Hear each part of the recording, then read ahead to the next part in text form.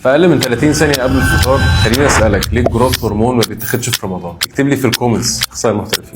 بصوا مبدئيا كده الفيديو ده كان منزله في رمضان الدكتور ده، وخلاص رمضان المفروض ان هو خلص، بس انا حتى كسلت ان اعمل الفيديو. يعني انا كنت اعمل الفيديو ده رمضان بس قلت عادي يعني. ولكن الجي اتش عادي ممكن يتاخد في رمضان. ايه اللي منع الجي اتش في رمضان؟ انتوا ليه حاسين ان رمضان ده شهر مختلف تماما عن بقيه ال 11 شهر التانيين؟ لكن رمضان زي اي شهر في التمرين وفي الاكل وفي كل حاجه، انت بس بتزنق نفسك في الاكل بس مش اكتر. لكن الجي اتش ممكن يتاخد عادي طبيعي جدا في رمضان. في دكاتره او معظم الدكاتره بتقول لك ان الجي اتش ما يتاخدش في رمضان. ليه؟ لان الجي اتش يعني بيزود من السكر في الدم او بيعلي سكر الدم، وانت صايم بيبقى السكر الدم ستيبل ومنتظم مش عالي.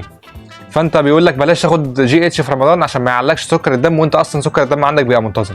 انا مش شايف ان دي حاجه، يعني انا شايف ان هو عادي. طب انت في العادي حتى لو انت مش في رمضان، ما انت عادي فعلا سكر الدم بيبقى منتظم، وانت لما بتاخد الجي اتش سكر الدم بيعلى شويه. فطبيعي هي في رمضان هي زي بقى اي شهر تاني.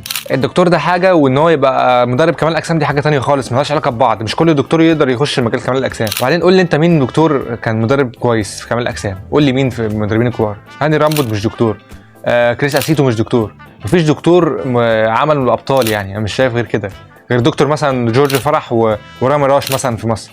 غير كده مفيش دكاتره في كمال الاجسام اصلا. لانه برضو نفس الدكتور ده كان طالع بيقول لك تحليل ال اتش والاف اس اتش او اللي هي تحليل الخسيتين مش مهمه، في ما تروحش تحلل، يعني ان التحاليل دي بتاعتها مش مهمه. حتى تحليل الحيوانات المنويه اللي بالمناسبه ملوش 60 لازمه، بس هو اغلب المدربين بيطلبوه عشان يحسسك ان هو بيطلب حاجه يعني. معلش امال ايه المهم؟